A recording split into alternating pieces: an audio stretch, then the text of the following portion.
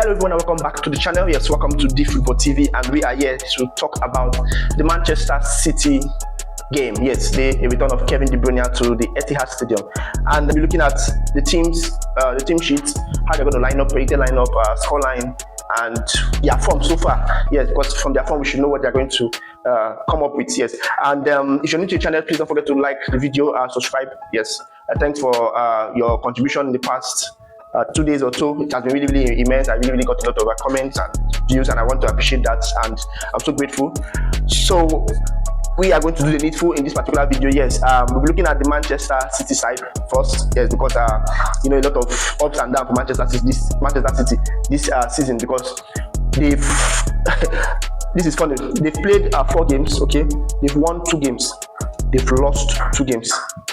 They didn't draw any game. They've played 4, won 2, and lost 2. You understand? So it's not really saying that these guys are impressive this season. They're not very impressive this season, and they've conceded 4 goals. Yes, you know, this is the first time in history that Pep started the season and played 3 games and losing 2 in any league in any league he has played in, both La Liga and Bundesliga. This is the first time, so it's a bad record for him. Yes, he's breaking bad records now, so it's not really up and going for City yet. Yes, but their last match was a win against Manchester United. The Manchester derby was a win, so it's a bit of positive to take into this game. Yes, but we know this game is not going to be an easy one, because Napoli is another team that play almost the same system as Spurs and Brighton.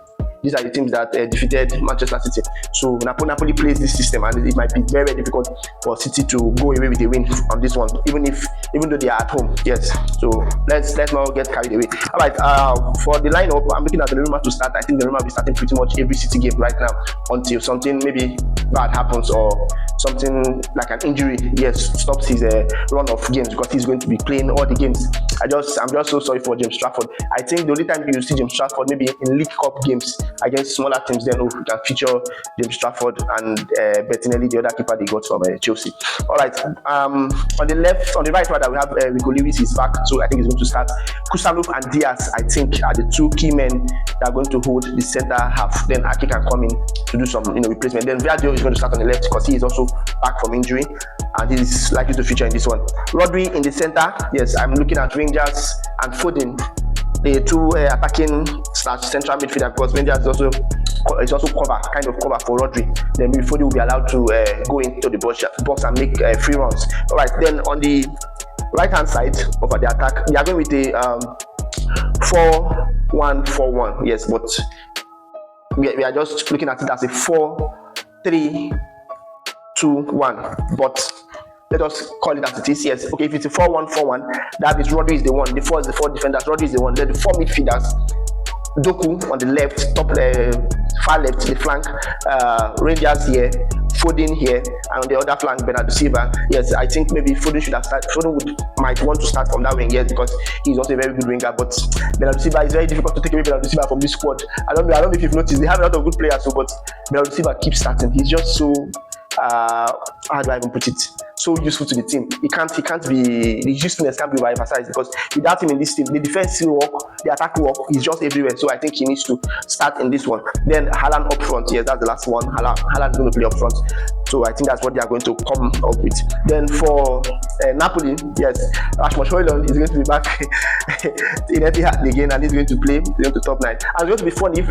Rasmus Højlund scores. Yes, because it's going to kind of shame Manchester United that they have a new striker that can't score goals, and the old one is scoring goals. So it's going to be very funny if he scores a goal. Let's hope he doesn't score against City. Yes, the same City that Manchester United could not score a goal against. So if Rasmus Højlund comes and scores a goal, it's going to be very crazy. All right, then they also have the same lineup as City. Yes, the 4-1-4-1. So Rasmus Højlund starts on top. Then the 4 midfielder, looking at McTominay, De Bruyne, Anguissa, and Politano. Yes, on the right. So Politano is the flank. McTominay is now flanking. I don't know. McTominay can play almost anywhere in the midfield. So if he's playing the left-sided midfield, who knows? Maybe he's very good, because I don't watch much of their games, Napoli games, but I know that this sort of players, McTominay especially, he's almost as a versatile player. He can play almost anywhere in the midfield. Even there's a time Man U started using him as a 9 because he was scoring goals for fun. So I think it's very interesting to see 2 Man U players, yes, in this team. So there's a lot of animosity already. Then Lobotka in the defensive midfield role, that's the one.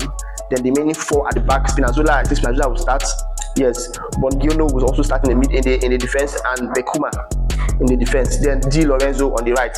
So that's what I'm looking at. Then the goalkeeper should be Merit. Yes, Merit should start in the goal post. I think he's a very good goalkeeper, a proven talent, and he should start on this one. Then based on injuries, yes, Stones, Kovacic, Mamouche, Aitnovi, and Cheki. I think they are the only players that still have some time before they can come back from injury.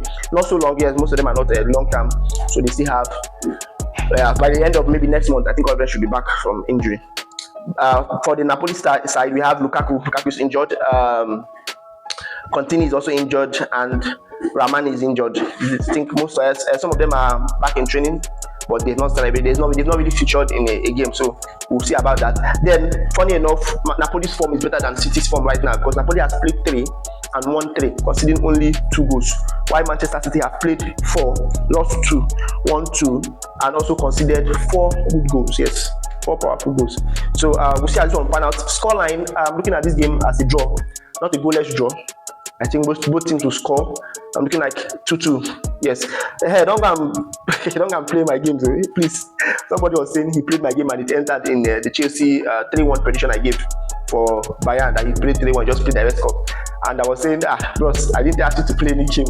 Please don't go and play and say this guy told me to play and I played and it caught. I would just laugh at you, yes, because this is just like giving an analysis on the game and giving predictions. It's not as if I'm giving you what to play. All right, so 2-2 draw. What I'm seeing in this game, I see it as a very good draw game. Yes, but if I'm to edge a winning side, yes, if those are saying okay, win or draw, something like that, if I'm to edge a winning side, I'll go with Manchester City.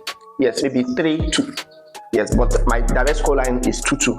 Okay, so that's that for that. I think I've covered every single thing. Yes, wish Lukaku was fit to play this game. Yes, would have really seen. But thank God for Rashford. Yes, he's also a very hungry striker. A lot of things to prove. So let's see if he can prove it in this game. All right, guys. Thank you very much for watching. I'll be seeing the next video. I'll be also looking at the Barca versus Newcastle game. Yes, very big one for Newcastle. They are back in the Champions League, so we'll be looking at their game. And then what is going to be considered in the game. Yes, all right. So thank you very much for watching. Please do subscribe, like the video, comment. Let me know what you think about the game. Let me know what you think about the scoreline I predicted, or what you also have to predict on this game. Let's see how these two are going to go head to head. All right, thank you very much.